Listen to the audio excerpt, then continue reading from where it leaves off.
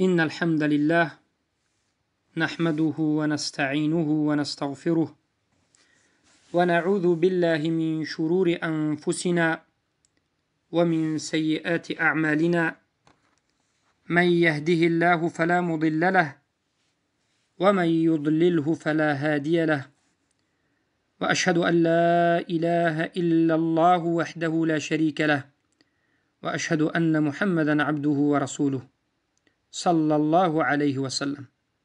اما بعد، السلام علیکم و رحمت الله و برکاته. برادران و خواهران موحدم، بدانید که فإن أصدق الكلام كلام الله وخير الهدي هدي محمد صلى الله عليه وسلم وشر الأمور محدثاتها وكل محدثة بدعة وكل بدعة ضلالة وكل ضلالة في النار. صادق ترین سخن، راست ترین سخن، این سخن الله سبحانه و تعالی هست. همه اون خبرهایی که الله سبحانه و تعالی در قرآن به ما خبر داد و همه این قصه هایی که در قرآن به ما الله سبحانه و تعالی خبر داد و بهترین هدی، راه، منهج، رویش، این راه و منهج رویشی پیامبر صلی الله علیه و سلم است که به من و شما گذاشتند. و بدترین راه و بدترین عمل این بدعت است و همه این نمود بدعت ضلالت و گمراهی است و عاقبت هر یک ضلالت و گمراهی این آتش جهنم است. امروز باذن الله سبحانه و تعالی ما به شما یکی از خبرهای الله سبحانه و تعالی را که در قرآن یک چند مراتبه زیاده از صدها مراتبه خبر داده است، یکی از مسائل غیبیاتی که خود الله به ما خبر داده است و اون خبری که رسولش محمد علیه السلام به امتشون موحدین صدها مراتبه خبر دادند. صحبت خواهیم کرد و این موضوع صفت جنت و نعمت‌هایی که در جنت است می باشد. بله، جنت اولا چی معنی دارد؟ در لغت جنت یک چیزی پنهان را گویند. جنت یعنی یک باغ، یک بوستانی که پنهان است و کسی دیده نمی تواند. و از همین کلمه جنت، ریشه جنت اینچنین گرفته شده است. مثلا جین میگیم، جین و اجینه میگیم. جین هم یعنی یک چیزهایی که حیات دارد، زندگی میکند اما که پنهان است، برای همین جین است. یا جنین میگیم، همون کودکی که در بطن مادر است و پنهان است، ما دیده نمیتوانیم، برای همین جنین نامیده شد. جنت هم همین است، یک باغ است، بوستان است. چرا بوستان نمیگوییم؟ برای اون که ما دیده نمیتوانیم. جنت که دیده نمیشود، از همین جهت یک باغی که دیده نمیشود، نعمتهایش برای ما حالا پوشیده است، فقط الله خبر داد به ما اما ما ندیدیم، برای همین این رو جنت گفته میشود. اما از نظر شریعت جنت یک مکان است که امروز مخلوق است. انا همین روز جنت وجود دارد و این چنین نار هم همین روز وجود دارد. جنت و نار، جنت و دوزخ، این دو مخلوقی که الله سبحانه و تعالی خلق کرده است و این دو مکانی که در روز آخرت مردم به یکی از اینها جایگزین می شوند به سبب عملهای خود. جنت این مکان موحدین و مکان مؤمنین و مسلمین است که بعد از روزی رستخیز، بعد از این که از قبرها همه می خیزد و حساب کتاب به پایان می یابد، به همین مکان جنت، مکانی که زندگی می کنند، مکانی که عیش و عشرت دارد، چیزهای دارد که ما حالا نشنیدیم و ندیدیم و حتی اون تصور کرده نمی توانیم، همون مکان جنت است که مردم مسلمان می روند. این را از نظر شریعت جنت میگن. جنت یک باغ، یک مکان که مکافاتی برای مؤمنین و موحدین است، جزای مؤمنین و موحدین است و امروز مخلوق است. این یک جایزه هست برای کسانی که در این دنیا ایمان آوردند، صبر کردند به ایمانشان، پایبند امرهای الله شدند و از نهی کرده های الله دور شدند و اجتناب کردند. این برادرم جنت است. بله، جنت به خودش درجات ها دارد، مرتبه ها دارد که هر کس، هر مؤمن به حساب، به همون درجه ایمان و اسلام خود، به درجه عملی کرده خود، چی قدری که عمل کرده باشد همان قدر در جنت مرتبه بلند را کسب می کند. جنت به خودش 100 درجه دارد، 100 مرتبه دارد. پسترین منزله جنت از همه پایانترین درجه اش، کمترین درجه جنت، این به مانندی یک پادشاه بزرگترین این دنیا هست که و 10 مراتب از اون هم زیادتر. در این دنیا از همه پادشاهی که زمینش وسیع ترین است و بایترین است کدام باشد، در روز قیامت از همه آخرترین کسی که به جنت داخل می شود 10 مراتبه این پادشاه، 10 برابر این پادشاهی که در این دنیا از همه بزرگترین و بایترین است، او زمین دارد و بایگری دارد و زندگی دارد. اگر کمترین درجه جنت، از همه کمترین زمینی که برای یک انسان داده می شد، از همه آخرترین کسی که از دوزخ برآمده به جنت می رود 10 مراتبه زیادتر از پادشاهی بزرگترین پادشاه این دنیا باشد، پس چی خوشا برای کسانی که در این دنیا عمل کردند، توحید را به دست آوردند، آموختند، دعوت کردند و در راه توحید به نزد الله سبحانه و تعالی رسیدند. جنتی که زمینش برابر آسمان ها و تمام زمین است، این جنت است. جنتی که اهل ایمان و اسلام در بالای سریرها، در درون قصرها، در زیر درختها و در لب دریاها میشینند و لذت میبرند و خوب زندگی میکنند و این جزای عملشون است. جزاء بما كانوا يعملون، جزای هست که الله به سبب عملشون به اونها مکافات داده است. همین جنت است. پس این جنت اولین قدمش برای در آمدن در این دنیا گذاشته می شود. اولین قدم جنت در همین دنیا گذاشته می شود. این جنت برای موحدین است، برای مؤمنین است، برای یکتاپرستان است، برای کسانی هست که در این دنیا الله را، رسول الله را اختیار کردند، دین الله را اختیار کردند و در دنیا به جنتی که در دنیا هست چنگ زدند. در این دنیا هم جنت است. جنت دنیا این توحید است.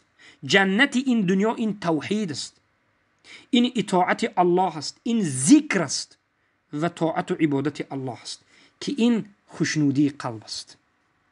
جنت این دنیا خوشنودی قلب است. هر قلبی که با خودش الله دارد، ایمان دارد، توحید الله را دارد، چقدر خرسند است و خوشنود است. یگان چیز از نعمت دنیا به توحید و به ایمان به الله برابر نیست. به خوشنودی که قلبی اهل توحید دارد هیچ چیز برابر نمی شود. یکی از احوال اهل جنت هم همین است، خوشنودی است. و قدم اولین جنت در همین دنیا هست که این ایمان و توحید و اسلام است. هر کسی که در این دنیا از الله دور باشد، از توحید، از یکتاپرستی دور باشد، طاغوت پرست باشد، براءت از کفار و مشرکین نداشته بلکه به کفار و مشرکین دوستی دارد، اونها را دفاع میکند و از اهل اینها است، پس قلبش وحشت زده است.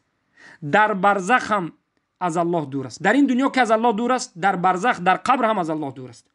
در روز رستخیز هم از الله دور است و از الله از او براءت خود را اعلان کرده و البته که جای اون جنت نیست، جهنم خواهد بود. پس الله سبحانه و تعالی برای داخل شدن به جنت یک شرطی را گذاشته است و این شرط الطهار است. شرط طهارت است. اولین آیتی که به پیامبر صلی الله علیه و سلم، یکی از اولین آیات هایی که به پیامبر صلی الله علیه و سلم نازل شده بود، اعوذ بالله من الشیطان الرجیم و ثیابک فطهر. علما ذکر میکنند که معنای این آیت همین است که ای طهر اعمالک من الشرک، ای پیامبر عملهایت رو، خودت رو به تمام از شرک پاک کن، از مشرکین دور شو. فاصدع بما تؤمر و اعرض عن المشرکین، سخن الله رسان و از مشرکین اعراض کن، دور شو. انمین است طهارت. طهارت این فقط رفته دست روی ششته وضو گرفتن نه. طهارت قلب و اصلی اساسی طهارت این پاک بودن قلب از شرک است، پاک بودن عمل از شرک است. شرط داخل شدن به جنت این دور بودن و پاک بودن از شرک و مشرکین و از طاغوت پرستی و طاغوت هاست. خیلی که به وضو نماز قبول نمی شود و به نماز داخل شدن درست نیست، این چنین به توحید و به طهارت قلب و به پاکی قلب، بدون پاکی قلب از شرک، انسان به جنت در آمدنش ناممکن است. هیچ ناممکن است. حتی الله میگه که یگان مشرک به جنت داخل نمی شود تا اینکه شتر حتی یلج الجمل من سم الخیاط، از همون شکافی و سوراخی سوزن بگذرد. آیا ممکن است که یک شتر از سوراخی سوزنی که رشته باریک میگذرد بگذرد؟ ناممکن است. از این میبرد که اهل شرک بوی جنت رو نمیبینند. پس به جنت داخل نمی شود مگرم طیب، طاهر، پاک، خوب و پاک دامن و کسانی که پاکیشان توحید است. پاک گفته در اینجا پاکی جسم را در نظر ندارد. پاک این پاکی قلب است از شرک، پاکی عمل است از شرک. انما المشرکون نجس، زیرا که مشرکان نجسند و پاک نیستند. اگرچه که سر لباس او زیباتر از تو است، نوتر از تو است، جسمش از تو تازه تر شاید صابونی قیمت زده باشد، اما قلبش پر است که شرک است، این طیب نیست. پس در این دنیا قلبت را پاک کن از شرک، عملت را پاک کن از شرک و خودت را آماده برای داخل شدن به جنت کن.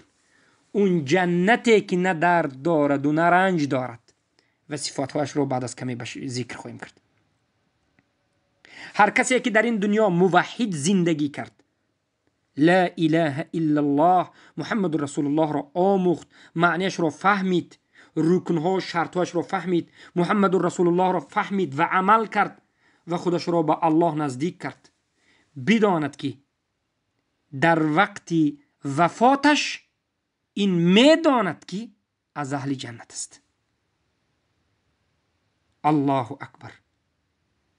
خیلی که ملک الموت وقتی که به نزد یک انسان موحد در حالت برآمدن جانش می آید، میگن که اخرجی الی مغفرت من الله و رضوان. ای نفس از این جسم بیرون شو، ای روح از این جسم بیرون شو به سوی مغفرت الله، به سوی رضایت الله و به سوی جنت، به سوی زیبایی و رحمت. انسان موحد در حالت جانش برآمدن خرسندانه می براید، زیرا که ملائکه هایی که جان او را میگیرند به او بشارت میدهند الا تخافوا ولا تحزنوا وابشروا بالجنة التي كنتم توعدون.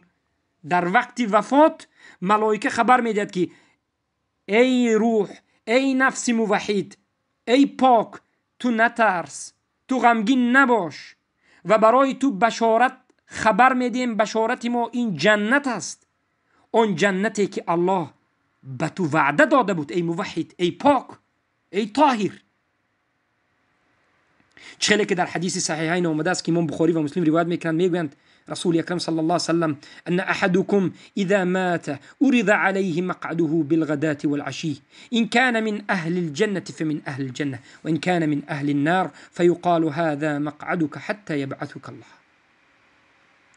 هر یک از شما زمانی که وفات میکند، هر پگاه روزی یک مرتبه در قبرش، هر بیگاه روزی یک مرتبه در قبرش، مقعدش، جایی که در روز قیامت به همون میرود نشان داده میشد. هر مرده در قبرش نشان داده میشود. اگر از اهل جنت باشد اهل جنت، جنت نشان داده میشد.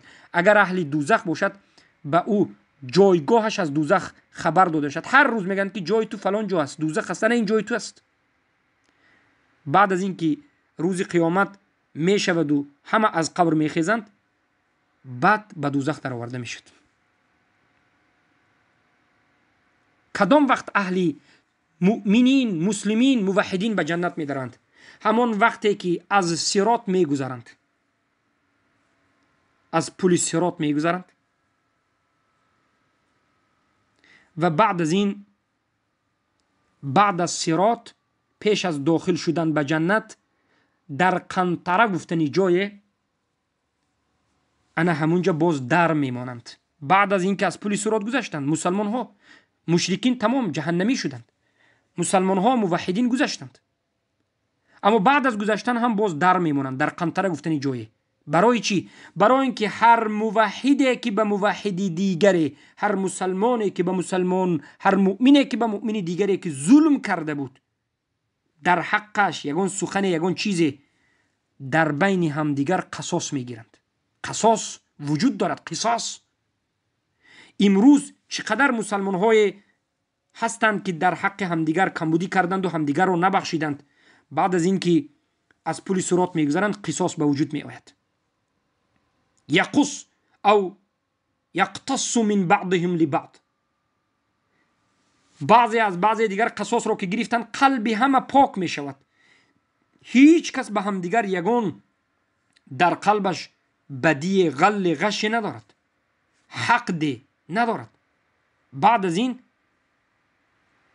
دروازه جنت رو رسول الله میزنند، شفاعت میکنند امتشان رو برای جنت داخل شدن و دروازه های جنت باز میشود.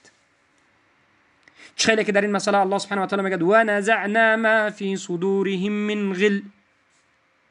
از قلبشون غل، غش، همه اون بدی هایی که بود ما گرفتیم. به جنت داخل میشوید در حالتی که قلب شما یگان بدی نسبتی کسی فکر نمی کند. قلب شما یگان بدی نسبتی کسی فکر نمی کند. انا همین است که این رو میگن جنت.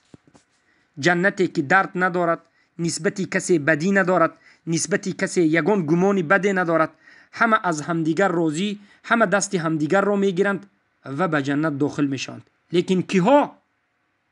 باری دیگر میگه موحدین. مشرکین بوی جنت رو نمیبیند. چخیلی که الله سبحانه و تعالی میگه مثل الجنة التي وعد المتقون فيها انهار من ماء غير آسن. مثل جنتی که وعده داده شده است برای متقین، یعنی برای موحدین. جنت برای کی است؟ برای موحدین است که الله وعده داده شد. الله خودش چی کرد؟ وعده داد. به کسان شفاعت پیامبر را وعده داد، شفاعت خودش را وعده داد، داخل کردن به جنت را وعده داد که کی است؟ الا من شهد بالحق و هم یعلمون. کسانی که شهادت میدهند به یگانگی الله سبحانه و تعالی در حالتی که میدانند که چی معنی دارد. شهادت چیست؟ گواهی دادن است. گواهی دادن، کلمه شهادت چیست؟ کلمه گواهی دادن، کلمه شهادت لا اله الا الله محمد رسول الله است. هر کسی که همین سخن را بگوید و معنیش را بداند، انا همین برایش هست جنت بشارت برای همین است. همین است متقی، زیرا که معنایش را که دانست عمل به مقتضایش میکند. الله سبحانه و تعالی میگوید اعد، ای البته که این یک خبری بگیم آیت دیگری هست که الله سبحانه و تعالی خودش ذکر میکند. عند سدرة المنتهى عندها جنة المأوى. در نزد سدرة المنتهى، در نزد همین جنت المأوى هست. در جای دیگر ذکر میکند که این مکان برای کس اهل توحید است و میگوید لكن الذين اتقوا ربهم لهم غرف من فوقها غرف مبنية تجري من تحتها الأنهار وعد الله لا يخلف الله الميعاد. آنهایی که از الله ترسیدند، موحد شدند، برای اینها غرفه های، خانه های هست در جنت. از این خانه هایی که باز از بالای این خانه دیگر است. از زیر این خانه ها آبها روان است، دریاها روان است. وعد الله، این وعده الله برای موحدین است. جنت جزای شما ای موحدین است و الله هرگز به وعده خودش مخالفت نمی کند، خلاف به وعدهش نمی کند. لا یخلف الله المیعاد. به میعاد، به وعده دادهش، به خبری دادهش الله هیچگاه خلاف نمی براید و خلاف نمی کند. الله اکبر، الله اکبر. پس این است که جنت، برادرم و خواهر عزیزم، ای اهل توحید، برای تو آماده کرده شده است. آیات های زیادی هست که آشکار و واضح گشته و برگشته ذکر میکند که برای موحدین است. خیلی که الله سبحانه و تعالی در سوره بقره 25 میگه و بشر الذین آمنوا وعملوا الصالحات ان لهم جنات تجری من تحتها الانهار كلما رزقوا منها من ثمرة رزقا قالوا هذا الذي رزقنا من قبل وأتوا به متشابها ولهم فيها أزواج مطهرة وهم فيها خالدون. بشارت بده، خبری خوش بده به اون کسایی که آمنو، ایمان آوردند، ای وحدو، ای موحد هستند و عملهای صالح کردند. برای انم چنین انسانایی که موحد هستند، عملی صالح کردند، خبر بده، خبری خوش بده، بشارت بده که برایشان جنت های است از جانب الله. در این جنت ها آبها جاری اند، از زیر درخت ها دریاها جاری اند. هر باره که موحدین در جنت رزق داده می شوند، از میوه ها داده می شوند، اهل جنت میگن که سبحان الله، ما این رزق را، مانند این را دیده بودیم. یعنی به یادشان این دنیا را هم می آرند. و برای موحدین زنهای خوب است، پاک است، مطهره، ازواج مطهره. و اساس همین است که اهل توحید، ایمان، عمل در جنت ابدالابد باقی خواهند ماند، حیات ابدی. و هم فیها خالدون. جنت پایان ندارد. الله اکبر، الله اکبر. انا این است برادرم و خواهر عزیزم که عاقبت موحدین، عاقبت کسی که در این دنیا یگانه الله را عبادت میکند. اما جنت به خودش نعمت ها دارد، صفت ها دارد. پس فهمیدی که جنت حق است. وجود جنت ثابت است در قرآن و سنت و امروز جنت مخلوق است و وجود دارد. و جنت به خودش 8 دروازه ها دارد. دروازه های جنت بالای همدیگر، خیلی که امروز طبقه های خانه هست، طبقه اول، طبقه دوم، طبقه سوم. جنت دروازه هایش بالای همدیگر است، 8 در بالای همدیگر. و انمین جنت یکی از درهایش نامش الریان است. باب الریان یدخل منه الصائمون. پیامبر صلی الله علیه و میگن یکی از دروازه های جنت نامش الریان هست که از همین باب، از همین دروازه جنت روزدارهای موحد داخل می شوند. موحدینی که روزه را صادقانه، روزه را با ایمان و اخلاص و قیام می داشتند، با این دروازه داخل می شوند.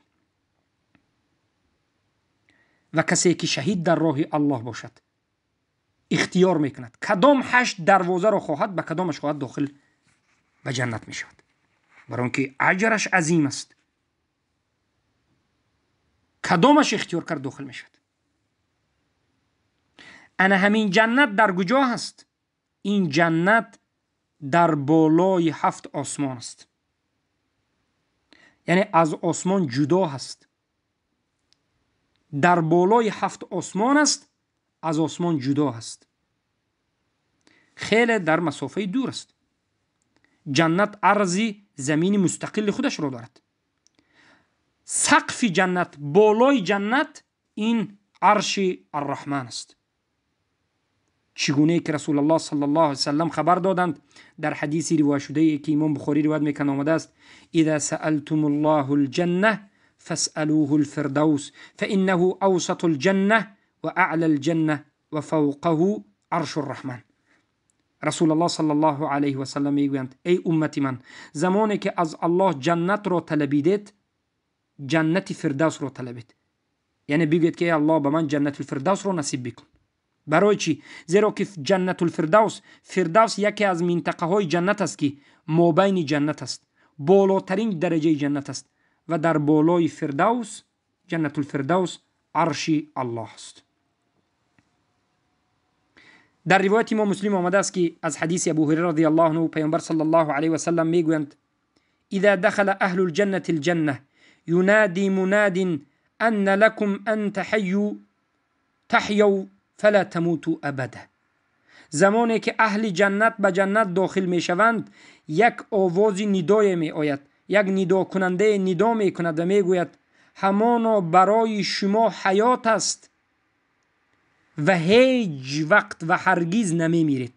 برای شما الله حیات را داد که در این جنت ابدالابد دیگر مرگ به سراغ شما نمی آید، شما وفات نمی کنید. و ان لکم ان تصحوا فلا تسقموا ابدا. شما در این جنت یک شراب می نوشید که ابدالابد دیگر تشنگی را نمی چشید. شما در این جنت جوان می شوید که دیگر ابدالابد پیر نمی شوید. فلا تهرموا ابدا. فإن لكم أن تنعموا فلا تبأسوا ابدا. شما در این جنت نعمت‌های داده می شوید که هرگز از شما دیگر گرفته نمی شود. و آخرین کسی که به جنت داخل می شود، در روایت آمده است که مثل دنیا و 10 مراتب از دنیا زیاد است. و در روایت آمده است که مثل یک بزرگترین پادشاهی دنیا و از وی هم 10 مراتب زیادتر است. الله اکبر. هر کسی که به جنت داخل می شود، برای او الله سبحانه و تعالی خدمتگارهای را آماده کرده است. نام اینها ولدان مخلدین است او مخلدون. در بعض روایت ها به یک نفر انسان جنتی کمترین خدمتگاری که الله آماده کرده است 10,000 ولدان و مخلدین است. یعنی همون سن سالش خورد است و همیشه در خدمت شما هست. در یک دستش، در یک صفحه طلا میگن، در یک صفحه فیزه دارد، همیشه در خدمت شما است. چه خیلی که در سوره زخرف آیه 71 آمده است. ببینید الله میگه یطاف علیهم بصحاف من ذهب واکواب وفیها ما تشتهی الانفس وتلذ الاعین وانتم فیها خالدون. یطاف علیهم یعنی در گرد و اطراف اهل جنت خدمتگارهای وجود دارد که به صحیفه از ذهب و صحیفه به کوزه های در دستش و چیزهای دارد. اهل جنت هر چیزی را که دلش کشید و هر طعامی را که دلش کشید با بهترین لذت برایش خدمتگارها می آرند. چشمتون وقتی که می بیند تلذ الاعین، با چشم چیزی زیبا رو می بینید. همین چیزی که شما تناول میکنید خیلی زیبا چیزها است و خیلی چیزهای اشتها آور است، لذیذ است. و بدانید که شما در این جنت ابدالابد خالدون باقی میمونید. هزارها خدمتگار برای شما ای اهل توحید، ای مسلمان ها که با ایمان وفات کردید و در راه الله وفات کردید. قیاس بکن به این دنیای فانی، به دنیایی که از اولش تا آخرش رنج است، به دنیایی که وقتی تولد گریه کنان تولد شدی و تا وقتی مرگت مشغول در دو رنج و عذاب و مصیبت هستی. این کسایی که تو میبینی از بزرگی خانهش، از زیباگی قیمت بهایی ماشینش فکر میکنی که خوشبخت است، قلبش پر از رنج است، غم است، ناله است. و اگر توحید نداشته باشد در روز مرگش باز مقعدش را نشان میدهند که جهنم است و بالاخره از سببی بی توحیدی به جهنم داخل میشد. اما در این دنیایی که پیامبر صلی الله علیه و سلم مانندش کردند به یک انسانی که سفر میکند و در سفر در زیر درخت کمی دم میگیرد و باز دوام میدهد، این دنیا به همین مانند است. انسان تولد شد، در این دنیا کمی ایستاد و باز مرگ به سراغش می آید و باز می رود. در همین وقتی کم هر کسی که در این دنیا توحید را آموخت، لا اله الا الله را آموخت، چنگ زد به دین و به محبت الله و به اخلاص و به عمل و به صداقت بودن خود در نزد الله خود را نشان داد، اخلاص خود را، صدق خود را با توحید و یکتا پرستی و براءت از کفار و مشرکین و کفر بالطاغوت عمل انجام داد و نشان داد. در این دنیای کوچکی که عمرش خیلی کوتاه است، ببین که چقدر جزای بزرگ ابدالابد خدمتگارها به تو خدمت میکنن. لذت و کیف و صفا است. بدان که در جنت بیزنی وجود ندارد، بیشوهری وجود ندارد. همه مرد و زن متزوج است. زنی که در این دنیا موحده است و با ایمان است و بیشوهر است و بیشوهر وفات کرد، غمگین مباشد، زیرا که در جنت برای او یک مرد صالح موحد را الله نصیبش میکند که به این سبب خوشنود و راضی و خوشنود و خوشبخت است. و هیچ مرد از بیزنی یا که کمزنی هم رنج نبرد، زیرا که به هر یک مرد موحد به غیر زنش باز در جنت زنهای داده می شود. و عموم این است که زنها همه زیباترین زنهاست و زیباترین زنها این زنهای خودت است و باز حور العین از جانب الله به تو هدیه است. الله اکبر. نه عبادت میکنی، نه مشقت میکشی، نه درد داری، نه رنج داری، نه نلاگ داری، نه یگان دکومنت کردن داری، نه کسی تو را از عقبت اذیت میدهد، در دلت نسبت هیچ کس گمانی نداری، پروا نداری، الله رب العالمین را میبینی.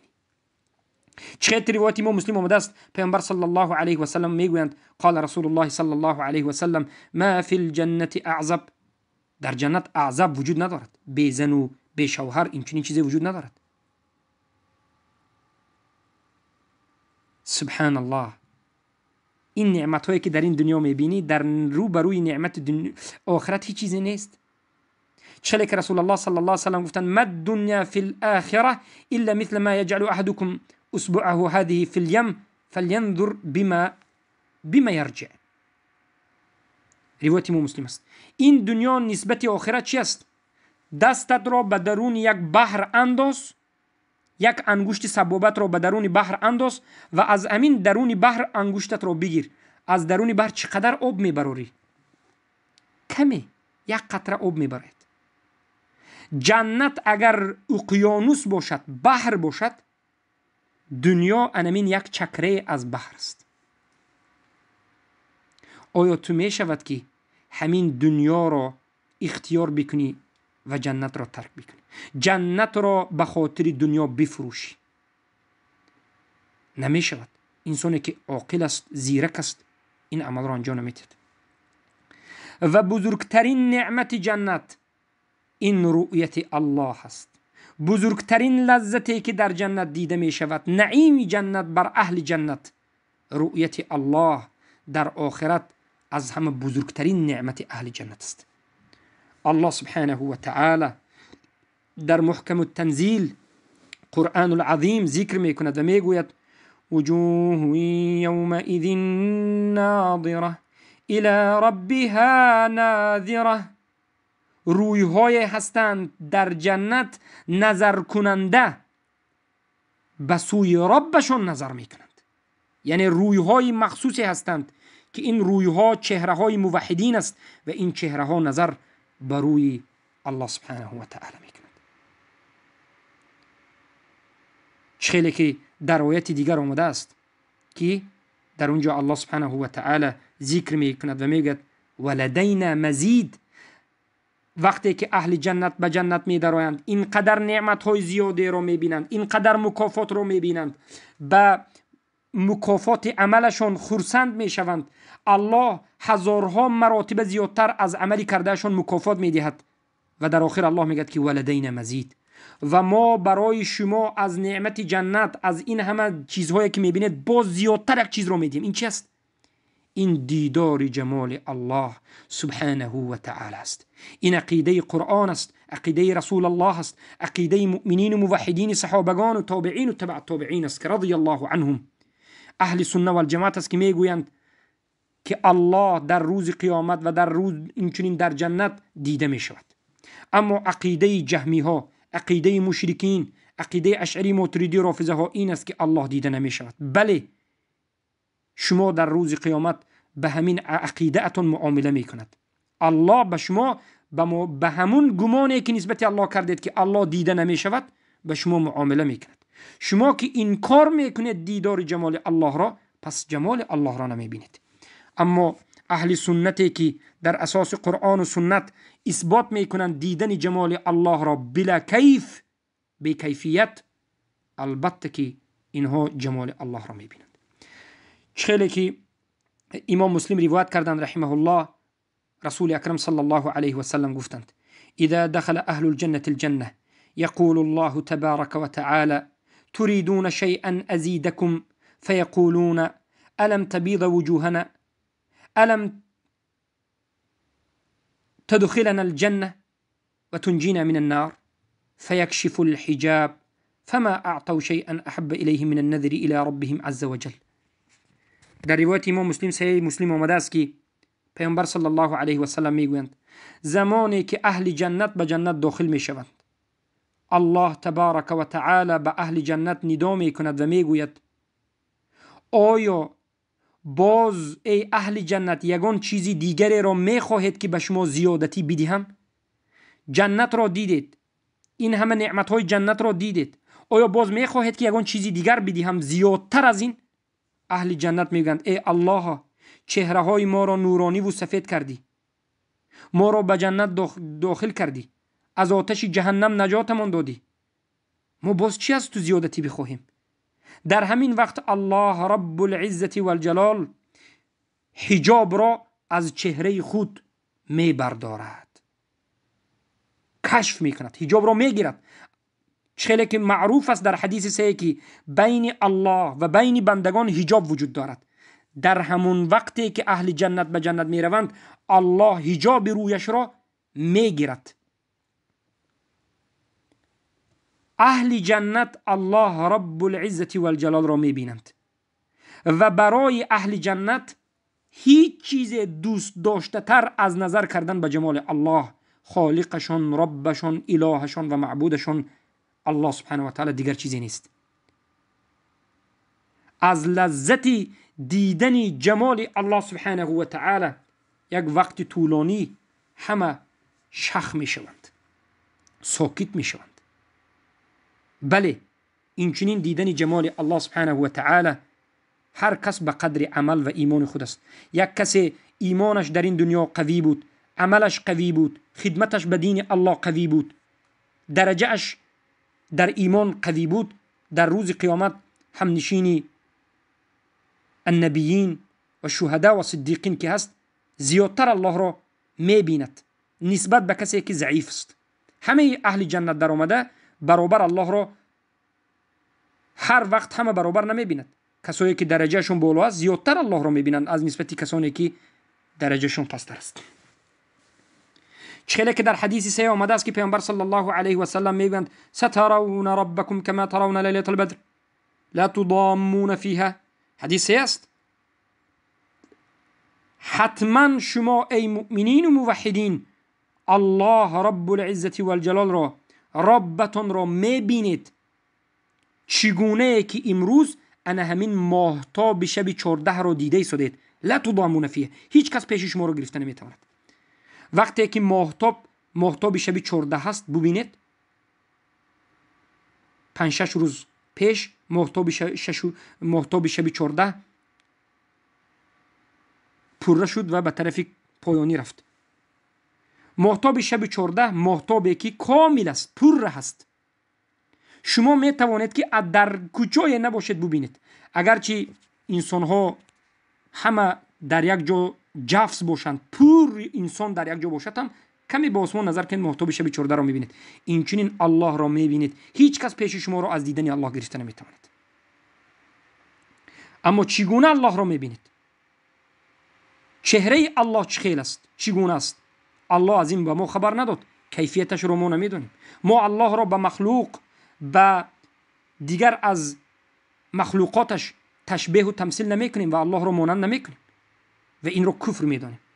اون چیزی که الله اثبات کرد این است که الله چهره دارد و الله را شما میبینید. بله میبینید و اما کیفیت و چگونگی او را ما نمیدونیم، زیرا که الله سبحانه و تعالی به ما خبر نداد. کیفیت وجود دارد اما الله به ما خبر نداد. از همین جهت ما باید بدانیم که الله هیچ ماننده به مخلوقاتش ندارد. ما الله را به مخلوقاتش تشبیه نمیکنیم. از همین جهت عقیده اهل سنت و الجماعت است که الله را مؤمنین در جنت میبینند بدون کیفیت و بدون تشبیه دادن. بارک الله فیکم.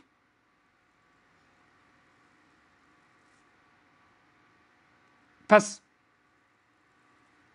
این است که بزرگترین نعمت جنت این دیدار جمال الله است. وقتی که مشرکین به جنت ندار آمدند این موضوع هم به مشرکین تعلق ندارد. یگان نعمت از نعمتهای جنت، حتی بوی جنت برای مشرکین حرام است.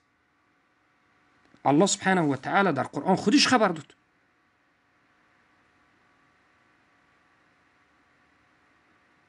ان الله حرمها، الله سبحانه و تعالی حرام کرد با کی؟ به مشرکین.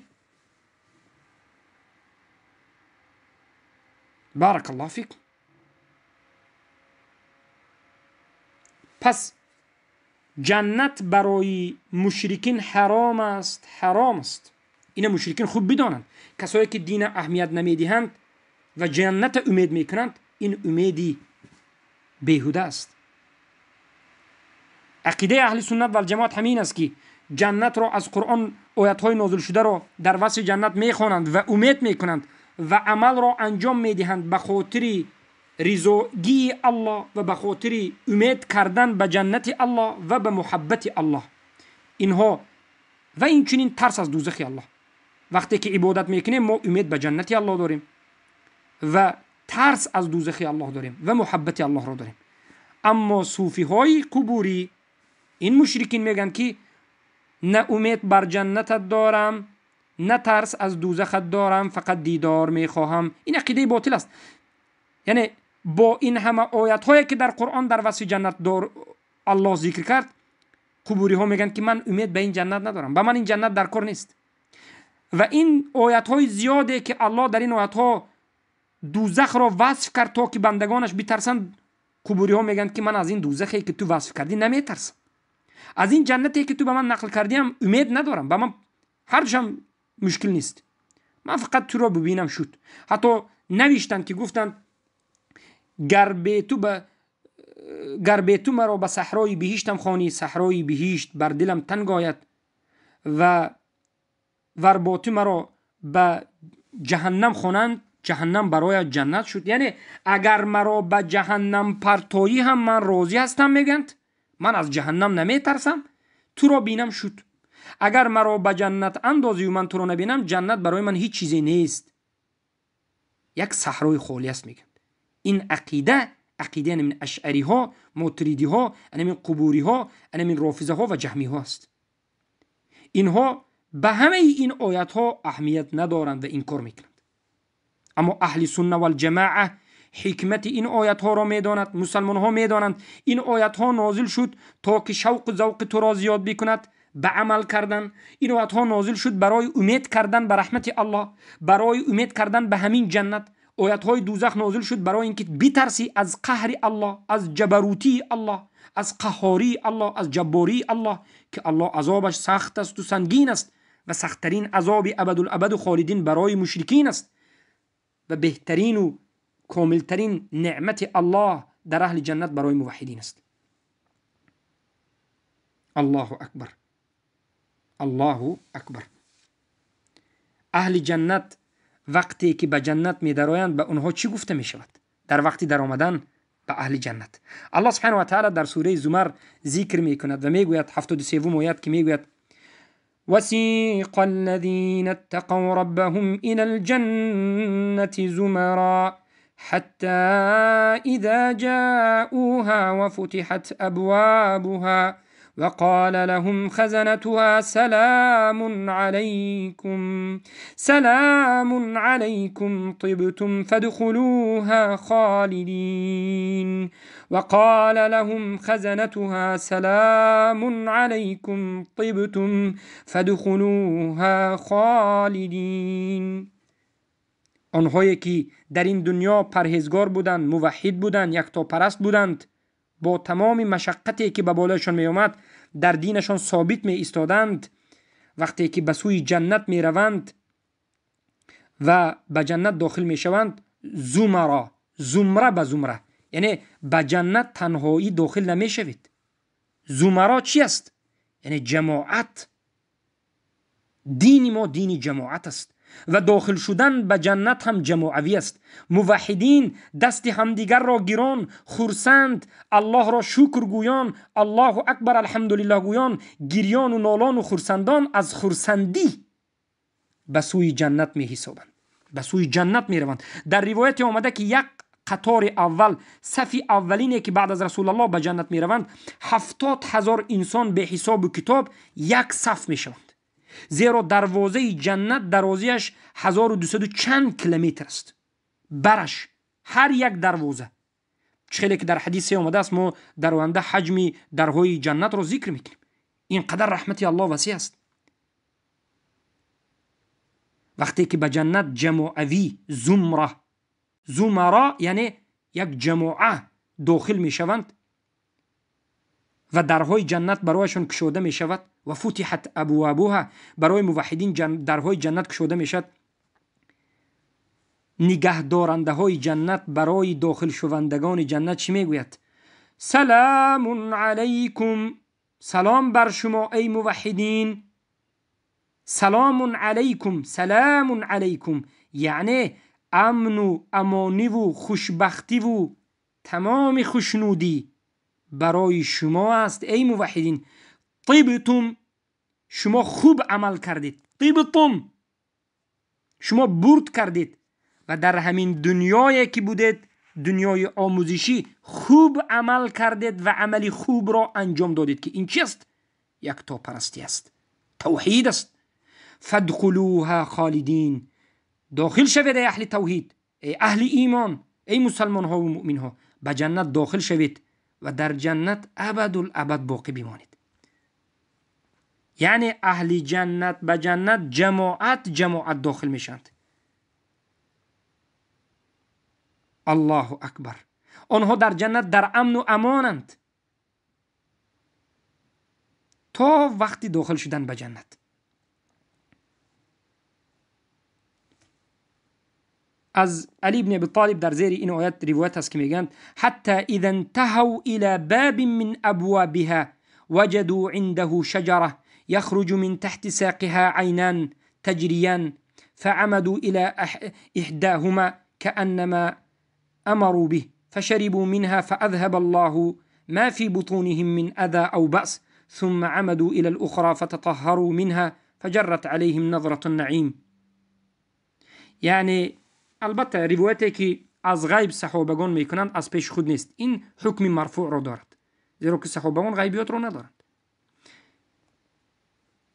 پیش از در آمدن به جنت البته روایت های زیادی است که از چشمه می نوشند، از حوض کوثر می نوشند، تشنگی اونها می رود، نورانی می شوند و خیلی زیبا شوان به جنت داخل می شوند.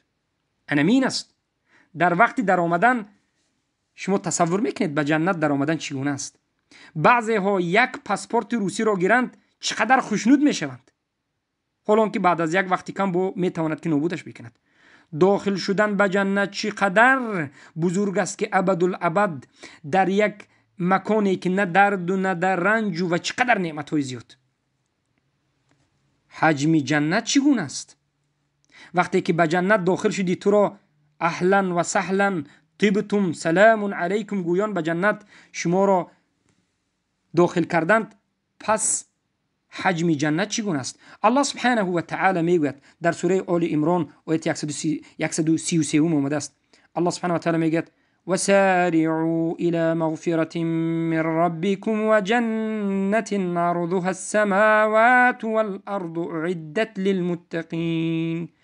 بیشتابید، حرکت بکنید، زود بیشتابید به سوی مغفرت الله، به سوی توحید، به سوی یکتاپرستی، به سوی مغفرتی که از جانب الله برای شما است، به سوی جنتی که عرضش، مساحتش، وسیعیش، حجمش بزرگتر از این آسمان ها و هفتگانه و بزرگتر از این زمین است و آماده کرده شده است برای متقی ها، برای موحد ها آماده کرده شده است. یعنی این است که جنت امروز وجود دارد. حتی بعض ذکرها است که سبحان الله و الحمدلله بگویید یا سبحان الله و بحمد سبحان الله العظیم بگویید. پیامبر میگن هر یک ذکری کردهتون این چی است؟ یک درخت در جنت است. چقدر ذکر زیاد بکنید درخت جنت شما زیباتر است. پس در این آیت مراد از عرض چیست؟ عرضها السماوات گفتن. عرض وسیعیش است، وسیعی جنت خیلی بزرگ است. الله اکبر، خیلی بزرگ است، بزرگتر از 7 آسمان، بزرگتر از زمین، بزرگتر از همه چیز. میدونید این چقدر بزرگ است؟ آسمان دنیا چقدر از خود دنیا بزرگ است. اگر این جنت اینقدر وسیع باشد، تربه جنت چیست؟ خاک جنت چیست بگوییم؟ زیرا که ما تصور کرده نمیتونیم. ما امروز در این دنیا فقط در زیر پایمان خاک میبینیم، اما زمین اون جنت رو تربه میگن. اون در زیر قدمت بوده در جنت این خاک است یا چی است؟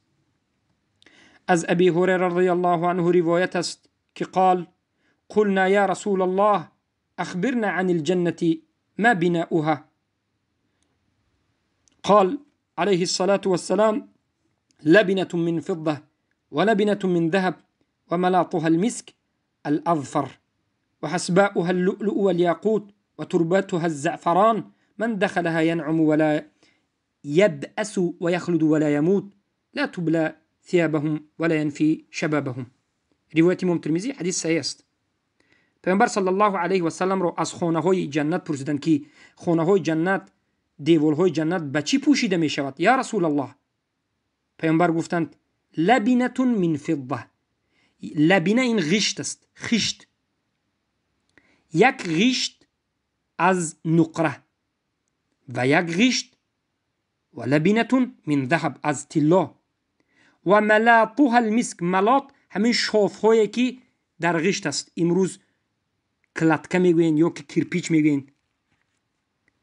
همین شاف ها، لای هایی که بین دو غشت است، یک غشت نقره، یک غشت طلا و بین این غشت ها مسک اذفر است. سنگچه های سنگدانه هاش لؤلؤ یاقوت است که امروز این لؤلؤ یاقوت میلیون ها می است، یافت نمی شود اصلا. خاک جنت این زعفران است. برادرم امروز برو یک زعفران رو نرخش رو ببین که یک گرمی کمی زعفران چقدر قیمت دارد. زعفران حقیقی چقدر زیبا است، چقدر نرم است و چقدر قیمت بها چیز است و چقدر خوشبو و پاکبو است، چقدر زیبا است، رنگ زیبا دارد، خیلی قیمت بها است. تربه زعفران، زمین جنت این زعفران است. در زیر پایت زعفران، خانه هایت از طلا و نقره پوشیده. این غشت ها را به هم دیگر پیوست کرده، شافه ملاتش این مسک است، بوی خوش بهترین و سختترین.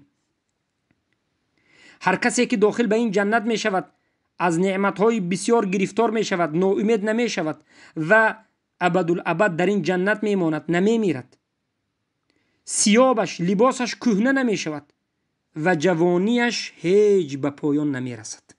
ولا یفنا شبابهم یعنی جوانی اهل جنت نابود نمی شود. اهل جنت همیشه جوان هستند.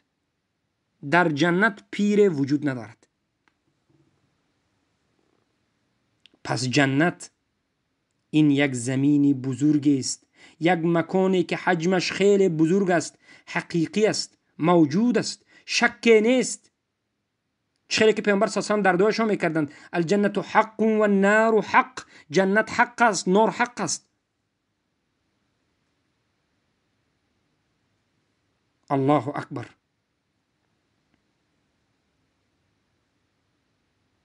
به اهل جنت منبرهای از نور گذاشته می شود. چخیلی که رسول اکرم صلی الله علیه و آله در یک حدیث طولانی بیان کردند که روایت امام ترمذی است.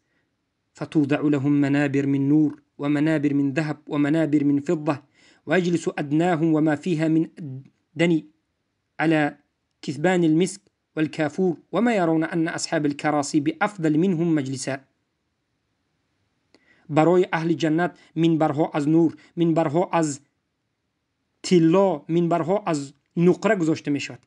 پسترین آنها میگن اهل جنت و در اهل جنت پسترین وجود نداره، میگن در بالای مسک کافور میشیند. الله اکبر. برای همین است که در این دنیا عذاب میکشی، مشقت میکشی، برات از کفار و مشرکین میکنی. برای همین است که کفر به طاغوت میورزی و به خاطر این اذیت میکشی. این نعمتایی که الله سبحانه و تعالی به تو گفته و دیدار جمال الله که است، این نعمتها برای چی است؟ بوی خوش جنت، نور جنت. چخیلی که روایت امام مسلم است از انس رضی الله عنه ان رسول الله صلی الله علیه وسلم قال ان في الجنه لسوقا ياتونها كل جمعه هم كل جمعه فتهب ريح الشمال فتحسوا في وجوههم وثيابهم فيزدادون حسنا وجمالا فيرجعون إلى أهليهم وقد ازدادوا حسنا وجمالا فيقول لهم أهلهم والله لقد ازددتم حسنا وجمالا فيقولون وأنتم ازددتم حسنا وجمالا. روایت امام مسلم است. ببینید که در جنت یک بازار وجود دارد، سوق، بازار. این در روز جمعه هست. هر روز جمعه اهل جنت به همین بازار جنت می روند و در همون جا دور می زنند، یک دیگری را اهل توحید می بینند، یک مجلسی می کنند، خرسندی می کنند، می نشینند و در همین بازار ملائکه ها برایشان بوی های باز بهتر از بوی گذشته، هفته گذشته دیده. این روز در جنت این هفته بوی باز بهتری، افضلتری رو می دهند. چهره های همون اهل جنت هر هفته زیباتر می شود و در این روز جمعه در بازار جمعه باز چهره زیباتر می شود، لباس های باز زیباتر برایشان داده می شود.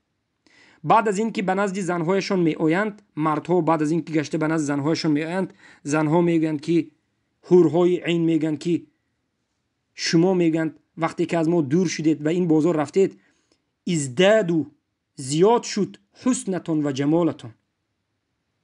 و این چنین مردها به زنشون میگن که سبحان الله، وقتی که ما اومدیم شما رو دیدیم، شما هم حسن و جمالتون زیاد شدید و خوشبویتون زیاد است.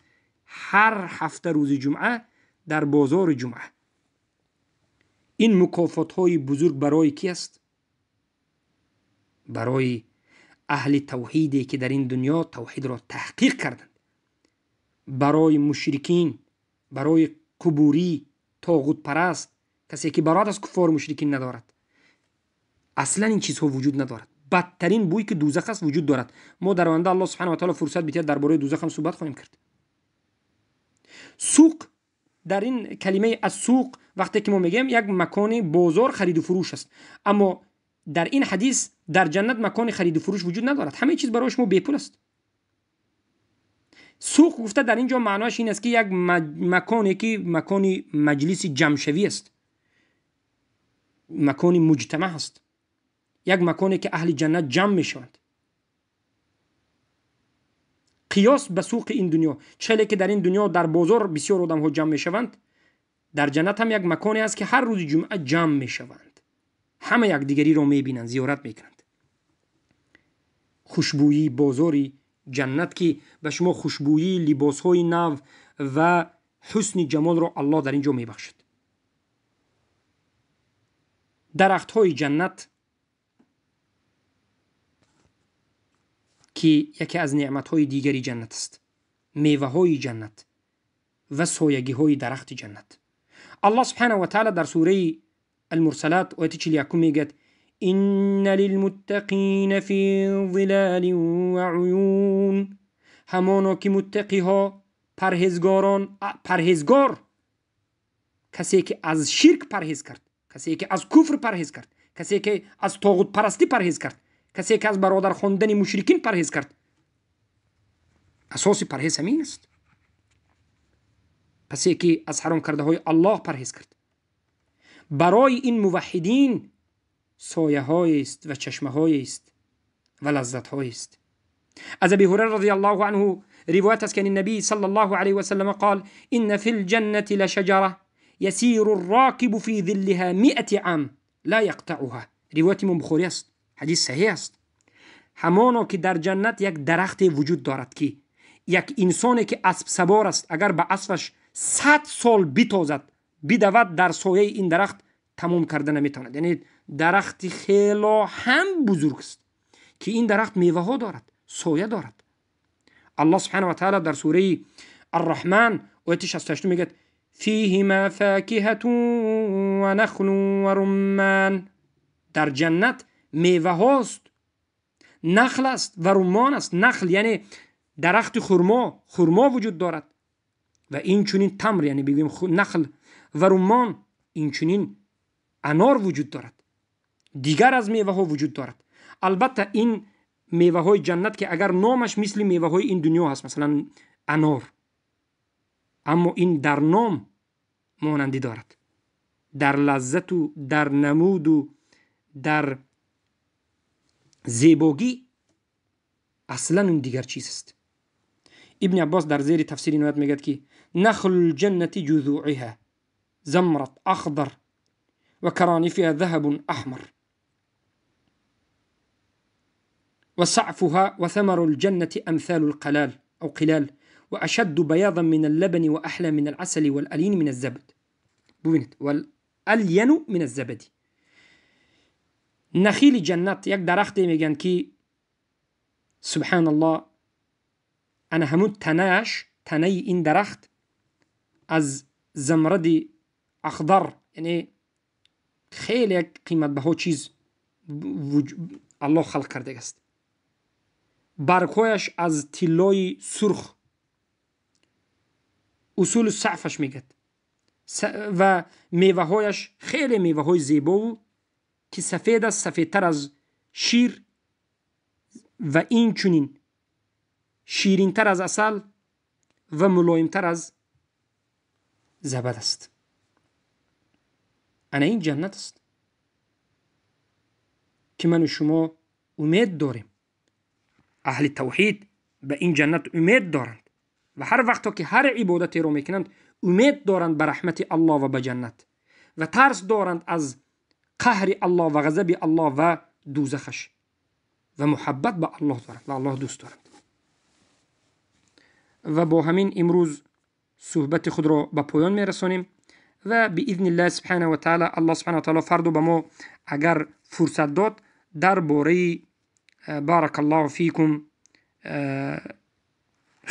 خیمه های اهل جنت، نهرهای اهل جنت، دریا و دریاچه های اهل جنت، سریرهای اهل جنت و لباس های اهل جنت، طعام و شراب اهل جنت، حور العین و زنهایی که به مردان اهل جنت داده می شود، ولدان المخلدون که خدمتگارهای اهل جنت برای مؤمنین و موحدین است، بعضی از احوال اهل جنت و دیگر از مسائل ها، نمود و شکل مردها در اهل جنت که چه شکل دارند، ریش دارند ندارند، چند ساله هستند، جوان هستند، پیر هستند، اهل الاعراف، پسترین منزله اهل جنت. در همه این موضوع ان شاء الله در روز آینده باذن الله صحبت خواهیم کرد. سبحانك اللهم بحمدك اشهد ان لا اله الا انت استغفرك و اتوب الیک. پس ای اهل توحید شما ناامید نباشید. ای اهل توحید شما دل شکسته نباشید. ای اهل توحید رب شما رب غفور است، الرحمن الرحیم است. ای اهل توحید این دنیا دنیای گذران است، دنیای کوتاه است. در این دنیا با الله صادق باشید. الله سبحانه و تعالی یک عمل شما را هزارها مراتب زیاد میکند. زیرا عمل شما را چخیلی که یک دانه گندم میکارد به زمین و سنبله ها میبارد، الله عمل شما را گویا که میکارد و یک عمل شما هزارها عمل میشود. به الله گمان خود را نیکو بکنید، به دیدار جمال الله امید بکنید و امید و آرزو بکنید و از الله طلب بکنید که از اهل جنت، از نعمتهای اهل جنت برخوردار باشید که این مکافات اهل توحید است. بارك الله فيكم و سبحانك اللهم بحمدك اشهد ان لا اله الا انت استغفرك و اتوب اليك.